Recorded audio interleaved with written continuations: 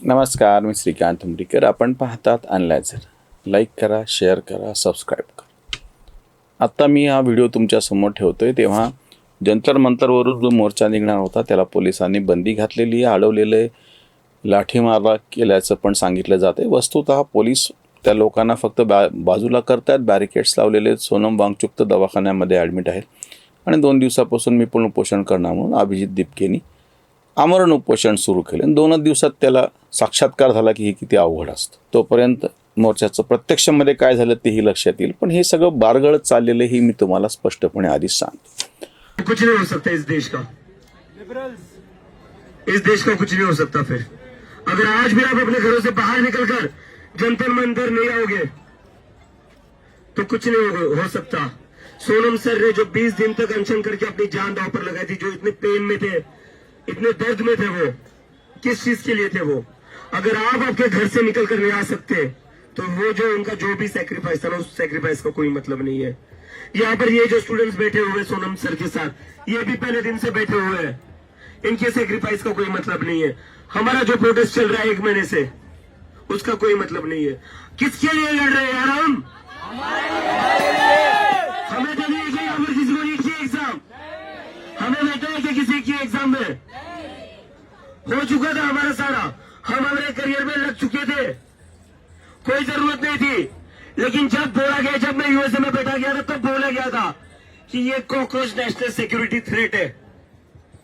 नरेंद्र मोदी चाहे जितना भी बड़ा तानाशाह बन जाए, पहले तो उस इंसान को शर्म आनी चाहिए।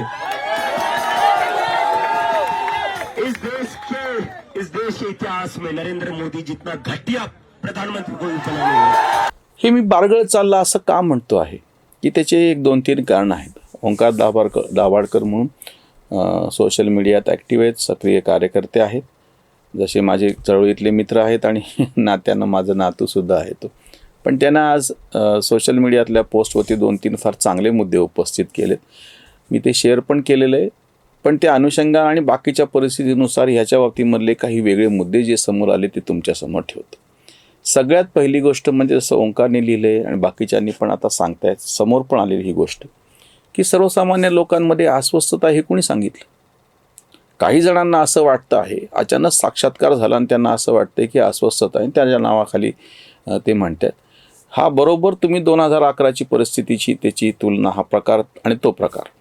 जेव्हा अण्णा हजारेंनी इंडिया अगेन्स्ट करप्शन हे उपोषण आंदोलन सुरू केलं होतं आणि त्याला जो प्रतिसाद मिळत होता, तेव्हा देशभरामध्ये या सगळ्या भ्रष्टाचाराचं जे आणि जशा पद्धतीचं सगळे धागेदोरे पोहोचलेले होते, कोळसा घोटाळा असो, 2G असो, बाकीचे सगळे असो, त्या पार्श्वभूमीवरती अण्णाचं आंदोलन होतं. त्याला एक व्यापक असं स्वतः अण्णा कितीतरी वर्षापासून करत असलेले काम असो, अरविंद केजरीवालसारखा पूर्ण वेळ असलेला कार्यकर्ता, त्यांना टीका करताना किती करा, पण ते पूर्ण वेळ काम करत होते ना त्या सगळ्या ह्याच्यामध्ये.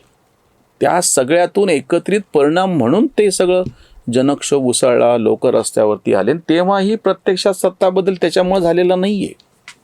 हा जो मुद्दा लक्षात घ्या. कोणी उठतो, मोर्चा काढतो, राजीनामा द्या म्हणतो, कोणी राजीनामा दिलेला नाही आहे त्या गव्हर्नमेंटमध्ये सुद्धा. तेव्हा प्रत्यक्ष निवडणुकीच्या वेळेस तो सगळा जो राग आहे तो बदलला, म्हणजे तो प्रत्यक्ष बदलून प्रत्यक्ष त्या मतदानामध्ये कन्वर्ट झाल्यानंतर ती सत्ता गेलेली तुम्ही लक्षात घ्या.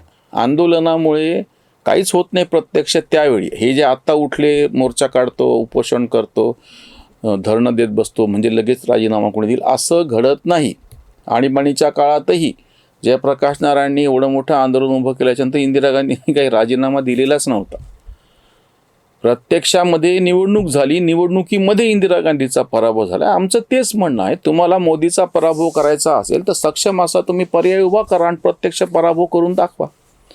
आत्ता जो पहिला मुद्दा उपस्थित, मोदींनी राजीनामा द्यायला पाहिजे. पृथ्वीराज चव्हाण म्हणले 19 डिसेंबरला मोदी सत्तेवर राहणार नाहीत. अजून बाकीचे त्यांचे त्या लेब्रांडो विद्यापीठाचे सुमार बुद्धीचे जे कुलगुरू आहेत ते वारंवार जसे भाकितं करत राहतात. स्वतः राहुल गांधींनी सांगितलं की वर्षाच्या आतमध्ये मोदी सत्ता सुटेल. असं काहीच, म्हणजे निदान सरळ सरळ जी प्रक्रिया चालू त्याच्यातून तर काही दिसत नाही. अगदीच अचानकच काहीतरी विचित्र आणि वेगळं घडलं तर जाऊ द्या. मोदींचा तुम्ही पराभव निवडणुकीतूनच करू शकता, रस्त्यावरती नाही करू शकत. हा जो पहिला मुद्दा. दुसरा एक फार वेगळा मुद्दा ओंकार सारख्यांनी उपस्थित केला. मला वाटतं की त्याची वेगळी दखल घेतल्या गेली पाहिजे. एकेकाळ असं होतं की सरकार आणि प्रत्यक्ष जनता ह्याच्यामध्ये एक जी दरी होती ती सगळी मिटवण्याचं काम बाकीचे सगळे जे हे कार्यकर्ते, पत्रकार, विचारवंत, लेखक हे सगळे करायचे. कारण की ह्यांच्यामुळे एखादी वस्तुस्थिती समोर यायची की जी सरकारला कळत नसेल म्हणा, किंवा सरकारने दुर्लक्षित केली असेल म्हणा, किंवा सरकारला गैरसोयीची असेल म्हणा. साधारणतः सोशल मीडियाचा जो सगळा म्हणजे उद्भव झाला 2010च्या नंतर जास्त प्रमाणामध्ये, त्याच्यातून एक मुद्दा समोर आला, आता सरकारला कळत नाही असं काही नाही. आता कोणी मध्ये पडावं, त्याच्या मध्यस्थ असावं अशी जवळजवळ शक्यता उरलेली नाही. 2014 पासून तर मोदींनी मन की बात आणि त्याच्यामुळे त्यांनी जो सोशल मीडियाचा वापर केला त्यांना ते नीटच कळलेलं आहे. लोकांच्या मनात काय आहे आणि त्याच्या पद्धतीनं कसं रिॲक्ट करायला पाहिजे याच्यासाठी आता आधीसारखं कार्यकर्ते, विचारवंत, हे बाकीचे सगळे ह्यांची गरज, पत्रकार ह्यांची गरज आता ती तशी तेवढी उरलेली नाही. काही ठिकाणी ठीक आहे. त्याच्यामुळे आमच्याशी बोललं पाहिजे, पत्रकार परिषद घेतल्या पाहिजे, आम्ही सांगतो ते ऐकलं पाहिजे, ह्या गोष्टीला आता नाही अर्थ उरलेला काही. सरकारला माहिती आहे नीट की लोकांचा पाठिंबा कशाला आहे, लोकांचा विरोध कुठे आहे. लोकांचा विरोध असेल तर त्याच्या पद्धतीनं काय कारवाई कशी करायला पाहिजे हे सरकारला कळतं. सरकार म्हणजे कोणत्याही सरकारला कळतं, समजून घ्यायचं असेल तर. भाजपच्या सरकारला नीटच कळतं. काँग्रेसची जिथं जिथं सरकार आहे त्यांना कळतं की नाही, तुम्ही तुमचं बघा. किंवा नीट कसं कळतं त्याचा एक दुसरा पुरावा मी तुम्हाला देतो. म्हणजे सरकारला कसं नीट कळतं किंवा सत्ताधाऱ्यांना कसं नीट कळतं. केरळमध्ये निवडणूक निकाल लागल्याच्या नंतर मुस्लिम लीग सारख्याने दबाव वाढवायला सुरुवात केली आणि कितीही पटकून घेतलं तरी राहुल गांधींना त्यांच्या लाडक्या के.सी. वेणुगोपालला मुख्यमंत्रीपदी नाही बसवता आलं. त्यांना व्ही डी सतीशन यांनाच बसवावं लागलं आणि ते सगळ्यांना कळून चुकलं. म्हणजे ह्याचा अर्थ असा की आधीसारखं सर्वसामान्य लोकातलं काही ठिकाणचा पुरावा आहे म्हणून सांगतो, ज्या ठिकाणी कळत नाही ते तुम्हाला माहिती. व्ही डी सतीशनला मुख्यमंत्रीपदी बसवणं हेच एक पुरावा आहे की सरकार नावाची गोष्ट, किंवा ज्याला सत्ता मिळवायची आहे असं म्हणूयात आपण, त्यांना नीट कळतंय लोकांच्या भावना काय ते. नाही तर सरळ आहे, सत्ता जाईल ना. ओंकारचा हा जो मुद्दा मला महत्त्वाचा यासाठी वाटतो की आता सरकार म्हणजे सर्वसामान्य लोकांच्या पातळीवरती काय चाललं हे ज्याला समजून घ्यायचं आहे. आता समजूनच घ्यायचं नसेल तर जाऊ द्या मुद्दा.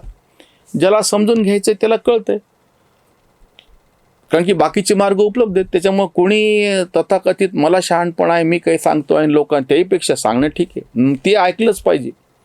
आम्ही सांगतो ना धर्मेंद्र प्रधान राजीनामा द्यायलाच पाहिजे. आता तर मोदीचाच राजीनामा मागायला बसलेत. अमित शहाचा अजून मागितलं नाही आहे, पण त्यांचं म्हणणं तेच आहे. हे असं नाही चालणार आता, याची काही गरज नाही उरलेली. तिसरी महत्त्वाची गोष्ट, ज्या काही शैक्षणिक ह्याच्यासाठी म्हणून हे सगळं सुरू झालं होतं, नीटची पेपर लीक आणि बाकीच्या सगळ्या गोष्टी. पहिली गोष्ट म्हणजे त्याच्यातली सरकारने तातडीनं करेक्शन केलं की बदल करून तातडीनं दुसरी परीक्षा घेऊन त्याचा निकालही लावला. आता ते सगळे विद्यार्थी प्रवेशामध्ये अडकलेत. आम्ही ह्याच्यापूर्वी पण व्हिडिओ केला. आता ते कसे येतील आंदोलनात? ऑगस्टपर्यंत जवळपास आता ह्या प्रवेश चालणार, सप्टेंबरच्या पहिल्या आठवड्यापर्यंत चालतात. मी तुम्हाला सांगतो तोपर्यंत हे विद्यार्थी आंदोलनात येऊ शकत नाहीत. अगदी आत्ताची गोष्ट आहे, आजचीच गोष्ट. मी ज्या शासकीय अभियांत्रिकी महाविद्यालय छत्रपती संभाजीनगरचा माजी विद्यार्थी आहे आणि त्या असोसिएशनचं काम दीर्घकाळपर्यंत केलेले, तिथला एक विद्यार्थी, त्याचं नाव वगैरे मी आता सांगत नाही, त्याचे स्वतःचं वैयक्तिक कशाला हे करा म्हणून, त्याने एक शहाणपणा शिकवणारा मला मेसेज केला की 21 विद्यार्थ्यांनी आत्महत्या केल्या, तर तुम्ही लिहित का नाही त्याच्यावरती. आता ते बाकीचं काय त्याच्यातले सगळे फॅक्टर्स मी बाजूला ठेवतो. म्हणलं तू कुठे आहे सध्या? मला शहाणपण शिकवायला. मी जंतर मंतरवरती. म्हणलं लिही तू जंतर मंतरवरती काय आणि काय नाही चालू ते. बाकीचे आपल्याच महाविद्यालयात, मी अभियांत्रिकीचा विद्यार्थी, ते काय करायलेत विद्यार्थी? आले का तुझ्याबरोबर कोणी? ते नाही आले ना. आणि ज्यांना प्रवेश घ्यायचा ते तर आमच्या कॉलेजमध्ये रांगा लावून बसलेले आहेत. म्हणजे आता रांगा आता अशा लावायची गरज नाही, कारण की ऑनलाईनच तुम्हाला कळलेलं असतं नंबर तुमचा काय आहे ते तिथं अडकलेत तर सगळे विद्यार्थी. आता तिथं जातील कोण आंदोलनासाठी? हा जो त्याच्यातला मुद्दा आहे की ज्यांच्यासाठी तुम्ही आंदोलन करता आहात. म्हणून आम्ही यापूर्वी शेतकऱ्यांचं उदाहरण ठेवलं होतं की दिलं होतं, शेतकऱ्यांचं आंदोलन जूनमध्ये शक्य होत नाही. पेरणीचे दिवस असतात, जून जुलै किंवा पूर्ण खरीपाचा जो हंगाम असतो तोच अडचणीचा असतो. त्याच्यामुळे त्याच्यात शेतकरी बाहेर पडू शकत नाही, हे यांना कळलंच तयार नाही. आणि तो शेवटचा मुद्दा की ह्याला आता सरळ सरळ राजकीय स्वरूप येऊन बसलेलं आहे. हे आंदोलन बारगळलं का, किंवा आता हा मोर्चा, प्रत्यक्ष मोर्चा काढून तुम्हाला काय करायचं? कुठं जायचं तुम्हाला? आणि समजा पोलिसांनी परमिशन नाकारली तर नाही काढता येत मोर्चा, नाही करता येत उपोषण. तुम्हाला कायदा आणि सुव्यवस्था राखण्याचं सरकारचं काम आहे. त्याच्यामध्ये तुम्हाला हे स्वातंत्र्य आहे की तुमचा निषेध व्यक्त करा, हे स्वातंत्र्य आहे मोर्चा काढा, हे स्वातंत्र्य आहे उपोषण करा, पण असं कुठेही नाही करता येत. तुम्ही जर म्हणले की नाही मला संसदेवरतीच मोर्चा काढायचा आणि पोलिसांनी परवानगी नाकारली तर नाही काढता येत मोर्चा. 13 वर्षांपूर्वी जेव्हा आम्ही या ठिकाणी आंदोलन केलेलं होतं, नंतर पोलिसांनी उचलून आम्हाला जेलमध्ये टाकलं, आम्हाला मान्य करावं लागेल ते, कारण की नव्हती परवानगी नसताना तुम्ही अशा ज्या काही कृती केल्या आणि त्याच्या विरोधामध्ये जर सरकारने काही प्रत्यक्षामध्ये ॲक्शन घेतली तर त्याला तुम्हाला तोंड द्यावं लागेल. मी हे स्वतः भोगून सांगते, म्हणजे असं नाही की मी काही शहाणपणा तुम्हाला काठावर बसून सुचवते म्हणून. आताचे जे हे सगळे पॉइंटर जंतर मंतरवरती जाऊन धिंगाणा करायला बसलेले आहेत, हे याचं का नाही उत्तर देणार की जर तुम्हाला परवानगी नसेल तर तुम्हाला आंदोलन नाही करता येत, मोर्चा नाही काढता येत. लोकशाहीमध्ये अभिव्यक्ती स्वातंत्र्य याचा अर्थ असा होत नाही की तुम्हाला काही करता येऊ शकेल म्हणून. काही जण म्हणतील की नाही हे मुद्दामच केलंय, कायदा आणि सुव्यवस्थेच्या नावाखाली आवाज दडपून टाकायचं का. हो ना, सरकार तेच करत असतं. शासन असा शब्द आहे, शासन करणे म्हणजे त्याला बडवणे, आपल्या बोली भाषेत म्हणायचं तर त्याला दुसरं काहीच म्हणता येत नाही. असं होतं, प्रत्येक ठिकाणी होतं. हे तर नुसतं तुम्हाला काय लाठ्याच मारल्या म्हणतं, तिथं उचलून जेलमध्ये टाकलं होतं ना. आणीबाणीच्या काळामध्ये इंदिरा गांधींनी हे ज्यांच्या मांडीवर बसून हे आंदोलन करायला आले त्यांच्या काळात काय झालं होतं सांगा ना मला. कुठलंच काहीच नाही. कायदा म्हणजे अंतर्गत सुरक्षा धोक्यामध्ये आली या नावाखाली उचलला माणूस आणि टाकला तुरुंगात, काहीच नाही, त्याच्यावरती काही गुन्हाच नाही. शेकडो हजारो कार्यकर्ते उचलून तुरुंगात डांबले होते ना. आणि आजही सांगायला की नाही हवा दडपण्याचा, दडपतच असतं सरकार. शासन नावाची गोष्ट म्हणून म्हणलं ना, शासन हा शब्द तुम्ही लक्षात घ्या. हे आंदोलन त्याच्यामुळं कसं बारगळलं हे काही वेगळं सांगायची गरज नाही. अभिजित दीपकेनी उपोषण सुरू केलं होतं 2 दिवसापूर्वी. त्यांना त्याच्यावरती ज्या प्रतिक्रिया आली की मला माहीत नव्हतं हे अवघड असतं वगैरे वगैरे, आणि आताच हे आंदोलन त्याच्यावरची ही उसंतवाणी. वांगचुक झाले आता अभिजित, नाही खात पीत म्हणे आता. एका दिवसात टाके झाले ढिल्ले, नाहीच जेवले हाल कैसे. सोशल मीडिया वाटे ज्यांना धर्म उपोषण मर्म कळले ना. अपयशाचे ते फोडती खापर साऱ्या लोकांवर आकारण. भरकटलेले सापडेना दिशा म्हणूनही दशा दिसत असे. राजकारण्यांनी घेऊन या वेळ केला पोर खेळ दीपकेचा.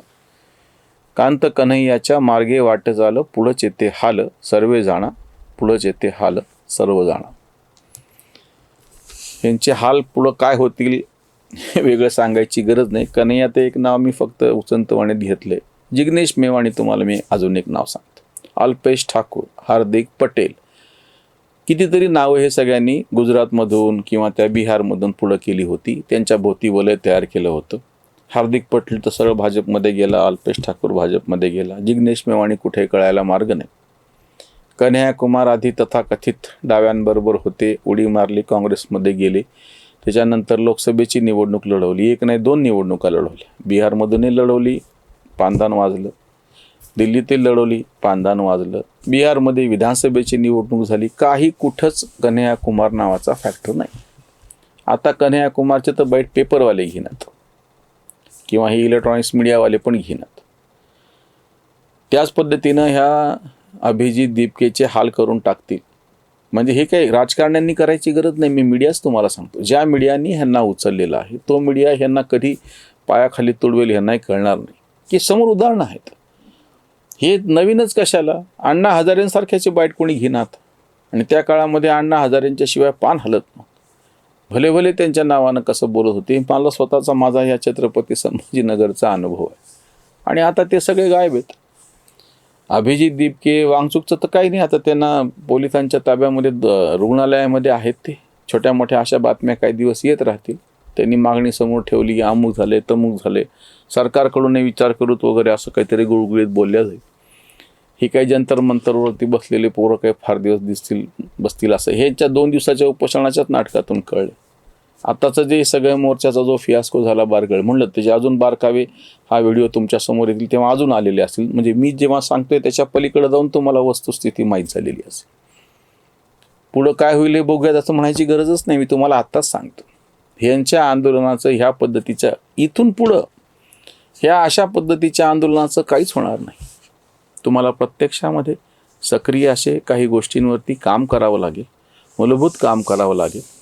त्याच्याशिवाय हे अशा पद्धतीनं काही करून काही हातामध्ये साध्य होईल असं मला वाटत नाही. इथेच थांबूयात. धन्यवाद. कर्मजागृतीचा विधायक बुरुज Analyzer News.